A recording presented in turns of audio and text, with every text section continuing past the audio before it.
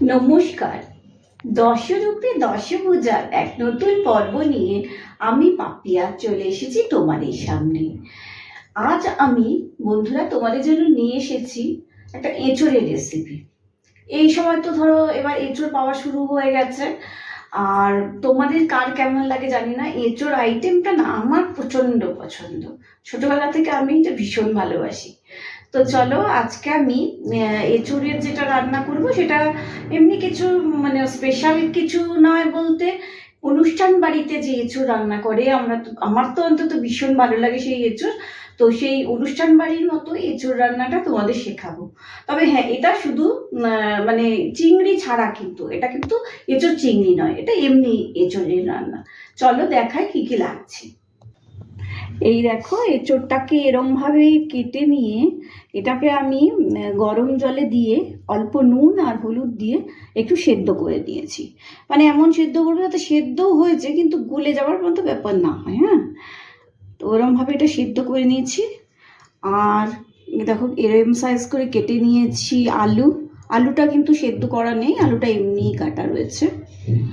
আর লাগছে পেঁয়াজের পেস্ট, লাগছে এখানে দই, আর এখানে লাগছে দেখো রসুন কুচি, আর এটা গরম মশলা, এটা হচ্ছে আদা আর রসুনের পেস্ট, এখানে আছে শুকনো লঙ্কা, তেজপাতা আর গোলমরিচ, গোটা গোলমরিচ। তার আগে তোমাদের একটা বলিনি, তোমরা কতটা শুনতে পাচ্ছ, এই আমাদের ফ্ল্যাটে না জ্বালিয়ে মানে জানো তো। এখন সন্ধেবেলা তো আমি ভিডিও করছি, আর ওরা এখন আবার করে যাচ্ছে, কিছু কাজ করছে, আওয়াজ করছে। আচ্ছা, এবার লাগছে নুন, চিনি, এটা হচ্ছে হলুদ গুঁড়ো, জিরে গুঁড়ো, লঙ্কা গুঁড়ো, আর রান্নাটা করব সর্ষের তেলে। আরও কটা জিনিস লাগছে, যেমন লাগছে টমেটো কেচাপ, আমি এমনি টমেটো দিচ্ছি না, এটা কেচাপ ইউজ করব। আর কাশ্মীরি লঙ্কা রঙের জন্যে। আর লাগছে এটা হচ্ছে শাহি গরম মশলা, আমি যদিও গোটা গরম মশলা দিচ্ছি তাও শাহি গরম মশলা দেবো, আর একটু ঘি। চলো তোমাদের দেখাই। এই দেখো, ননস্টিক বসিয়ে নিয়েছি, গ্যাস জ্বালিয়ে নিয়েছি, আর ননস্টিকে তেল গরম করতে দিয়েছি। আমি তো বললাম আমি রান্নাটা সর্ষের তেলে করব, তাই জন্য এখানে 3 চামচের মতো সর্ষের তেল দিয়ে নিয়েছি। প্রথমে আমি করব কি, তেলটা গরম হয়ে গেছে, প্রথমে আমি আলুগুলোকে ভেজে নেব। আলুগুলোকে ভেজে নিয়ে আমি দেখো একটু আস্তে আস্তে দিচ্ছি, কারণ বড্ড তেল ছেটে আমি রান্না করতে এলেই। এবার আলুগুলোর মধ্যে অল্প নুন আর হলুদ দিয়ে নেব, দিয়ে এটাকে ভাজবো।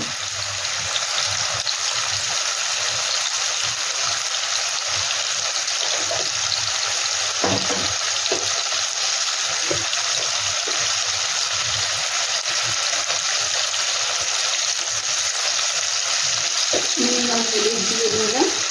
এবার আলুগুলোকে ভালো করে ভেজে নেব, একটু যেন ভালো করে উপরটা ভাজা হয়, কালারটা তখন চেঞ্জ হয়ে যাবে ভাজা হলে।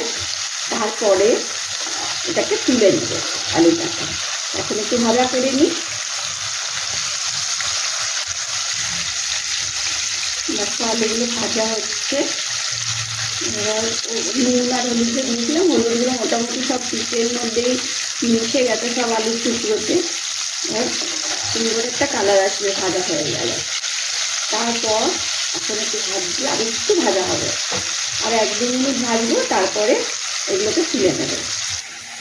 এই দেখো আলুগুলো ভাজা হয়ে গেছে, এবার এগুলোকে আমি তুলে নেব।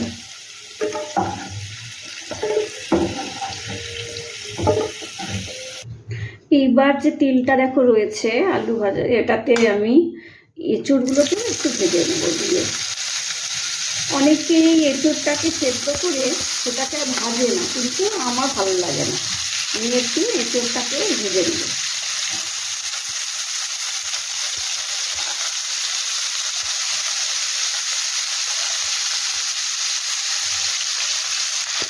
এবার এতে অল্প পরিমাণ নুন, সেদ্ধর সময় নুন দিয়েছি কিন্তু সেটা কমই ছিল, এখনো ভাজার সময় একটু নুন দিয়ে নেবো, আর একটু হলুদ আরেকবার একটু দিয়ে নেব।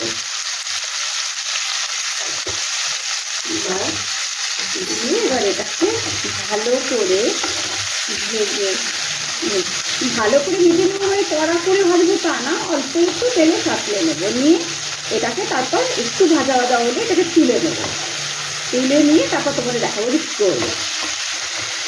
এবার দেখো এঁচোড়গুলো একটু একটু ভাজা ভাজা হয়ে গেছে, কিন্তু তোমাদের দেখাচ্ছি, দেখো বেশি কড়া ভাজা হয়নি। এবার এইটাকেও তুলে নেব, তুলে নিয়ে আগে সব তুলে নেব, তারপরে অন্য প্রিপারেশন। এইবার এঁচোড়টা নামিয়ে নিয়েছি, এবার এর মধ্যে না আরও কিছুটা সর্ষের তেল দিয়ে নিয়েছি। এটা তো ওই দু আড়াই চামচ 3 চামচের মতোই রয়েছে, কারণ এঁচোড়ে একটু তেল বেশি লাগে, নাহলে খেতে ভালো হয় না। এবার প্রথমে করবো কি, এর মধ্যে রসুন কুচিগুলো দিয়ে নেব, রসুন কুচি দিয়ে এর মধ্যে গরম মশলাগুলো দিয়ে নেব, গোটা গরম মশলা। তারপর দুটো তেজপাতা নিয়েছিলাম, তেজপাতাটা দিয়ে দেব, গোটা গোলমরিচগুলো যেগুলো নিয়েছিলাম সেগুলো দিয়ে দেব, আর দুটো শুকনো লঙ্কা যে নিয়েছিলাম শুকনো লঙ্কাগুলো দিয়ে দেবো।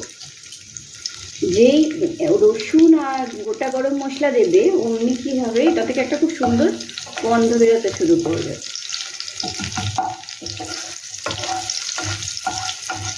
এবার আর দেখো নিরামিষ নয়, একটু আমি পেঁয়াজ দিয়ে যদিও রান্না করছি, কিন্তু বলছি মাছ মাংস জিনিসটা তো আমি বলি যে আমি অত ভালোবাসি না, কিন্তু এঁচোড়টা আমার প্রচণ্ড পছন্দের জিনিস। আর এখন হচ্ছে কি, পনিরটা খেতে খেতে না সবারই একটা অপছন্দের জায়গায় চলে গেছে পনির, সেই জন্য যতদিন এঁচোড় পাওয়া যায় ততদিন এটা খেয়ে নেওয়াই ভালো। আচ্ছা, এবার এর মধ্যে দেব পেঁয়াজের পেস্টটা, দেবো। এবার আমার নিজেকে বলি ক্যামেরা একটু দূরে সরাতে, কারণ ভীষণ কি দিয়ে দিলাম। তার সাথে দিয়ে দেবো আদা আর রসুনের যে পেস্টটা ছিল সেইটা।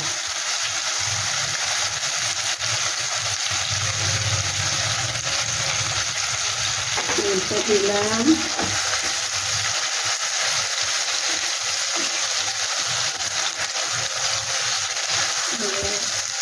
টমেটো তোমরা যদি কেচাপ না দাও টমেটো পেস্ট করেও দিতে পারো, আমার আসলে কেচাপটা এটা এই রান্নাটা একটু পছন্দ, এই জন্য আমি কেচাপটাই দেবো, এই জন্যে আমি এতে কেচাপটা দিচ্ছি, টমেটো কেচাপ দিয়ে দিচ্ছি বেশ কিছুটা।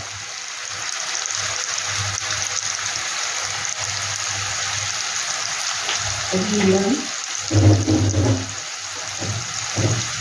তার সাথে হলুদ না, লঙ্কা গুঁড়ো। আমি হলুদ কেন বললাম না তো, আসল কথা চামচটা নিয়ে একই চামচে করেছি বলে লঙ্কাটার এই ইটাতে সব ভুল বলছি, নুনটার মধ্যে হলুদ গুঁড়ো মিশে গেছে, তাহলে প্রথমে নুন দিলাম, নুনের পরে এবার হলুদ গুঁড়ো দিচ্ছি। আর এই জন্যেই আমাকে বাড়ির লোক বলে যে তুমি একটু প্র্যাকটিস করে ভিডিও করো, কিন্তু যথারীতি ভবিত তো বলার নয়, আমি সেইভাবেই তোমাদের সামনে আসি। আচ্ছা, এবার এর মধ্যে দেবো একটু জিরে গুঁড়ো, দিলাম 1 চামচের মতো, আর লঙ্কা, লাল লঙ্কার যে গুঁড়ো ঝালের জন্যে সেটা 1 চামচ দিলাম। সব দেওয়া হয়ে গেছে, এইবার এটাকে একসাথে কষাতে থাকবো, মশলাটাকে ভালো করে কষাবো। তাহলে দেখো আমি একবার প্রথম থেকে বলে দিই, কারণ মাঝে নিজেই গন্ডগোল করলাম। তেলের মধ্যে প্রথমে রসুন কুচি দিলাম, তারপরে গরম মশলা দিলাম, গোটা গরম মশলা, তারপরে দিলাম তেজপাতা, গোলমরিচ, শুকনো লঙ্কা, দেওয়ার পরে পেঁয়াজের পেস্ট দিলাম, আদা রসুনের পেস্ট দিলাম, তারপরে নুন, হলুদ, জিরে গুঁড়ো, লঙ্কা গুঁড়ো এগুলো দিলাম, দিয়ে এটাকে আর দিলাম টমেটো কেচাপ। এটা দেখো একটু ভাজা ভাজা করে নিচ্ছি, এবার ভাজা ভাজা হয়ে এসছে অনেকটা। এবার করছি এই যে আলু আর এঁচোড়টা ছিল ভেজে রেখেছিলাম, এটাকে এর মধ্যে দিয়ে দেবো।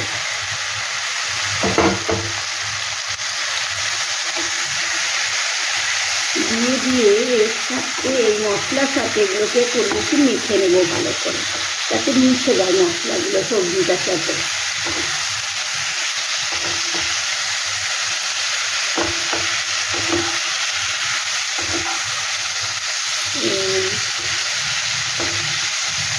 এরপরে এটা মিশছে, এরপরে আমি হাতটা একটু ধুয়ে নিই, তারপর দেখাচ্ছি। আর দেখো এর মধ্যে একটু কাশ্মীরি লঙ্কা, এটা কালার হওয়ার জন্যে, আর কারণ নিমন্ত্রণ বাড়ির এঁচোড়টা দেখবে বেশ লাল লাল দেখতে হয়, তাই একটু কাশ্মীরি লঙ্কা দিলাম। আর দেব একটু চিনি, এবার একটু দিয়ে দেবো চিনি। একটু মিষ্টি না হলে ভালো লাগবে না, ঝাল মিষ্টি সব লাগে বলি। চিনি দিয়ে এবার এটাকে আরও ভালো করে কষাতে থাকবো এই সবজিটাকে, এঁচোড় আর আলুটাকে। তারপর একটু কষানো হলে তখন এটার মধ্যে গরম জল দেব।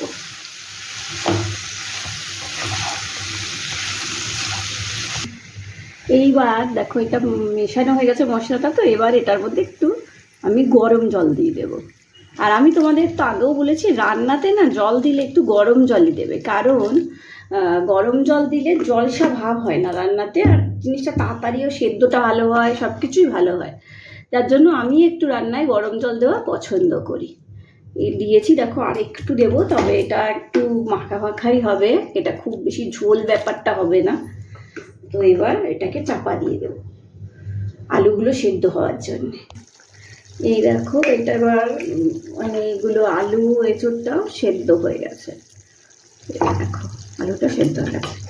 এইবার এর মধ্যে যে দইটা ছিল, দইটাকে দিয়ে দেব। দইটাকে দিয়ে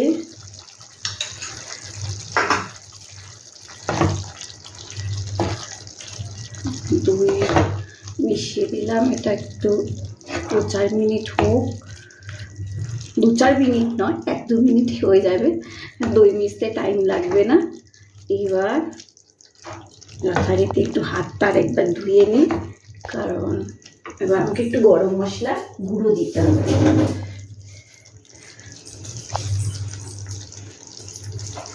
প্রথমে এটাতে দিচ্ছি ঘি, তোমাদের দেখিয়েছিলাম অনুষ্ঠান বাড়ির রান্নায় একটু ঘি দেওয়া হয়, তাই জন্য এর মধ্যে এবার একটু ঘি দিয়ে দিলাম। আর এর মধ্যে দেব একটু গরম মশলা, শাহি গরম মশলা, শাহি গরম মশলা দিলাম। দিয়ে দেখো, তোমরা দেখেই বুঝতে পারবে অনুষ্ঠান বাড়ির এঁচোড় একদম তৈরি। এইবার শুধু খাওয়ার পালা হয়ে গেছে, দেখো এবার এটা একটু নামিয়ে নিই। তাহলে এই দেখো তৈরি হয়ে গেছে বিয়েবাড়ি বা অনুষ্ঠান বাড়ির মতো এঁচোড়। এবার তোমরা বানিয়ে দেখো তোমাদের কেমন লাগে। অবশ্যই এটা কিন্তু চিংড়ি নেই, যেটা এঁচোড় চিংড়ি সেটা নয়, আমি বলেই দিলাম। কিন্তু এঁচোড় আমার এত প্রিয় যে এঁচোড় আমার এটাও ভালো লাগে, আমার এঁচোড়ের জন্য চিংড়ি লাগে না। আর আমি একটা গল্প করি যে জানো তো, আমি ছোটোবেলায় এত এঁচোড় ভালোবাসি ছোটোবেলা থেকে, যে যখন বন্ধুরা টিফিনে যদি কেউ এঁচোড়ের তরকারি আনতো গরমকালে, আমি সাথে সাথে টিফিন বক্স তার সাথে এক্সচেঞ্জ করে দিতাম। মানে আমার কাছে যত ভালোই টিফিন থাক, আমি ওই তরকারিটার জন্য আমার টিফিন বক্সের সব কিছু তাকে দিয়ে দিতাম। তোমরা বানিয়ে দেখো, এটা নিশ্চিত ভালো লাগবে তোমাদের। এটা গেস্ট আসলে তখনও পরিবেশন করতে পারো, তাদেরও ভালো লাগবে।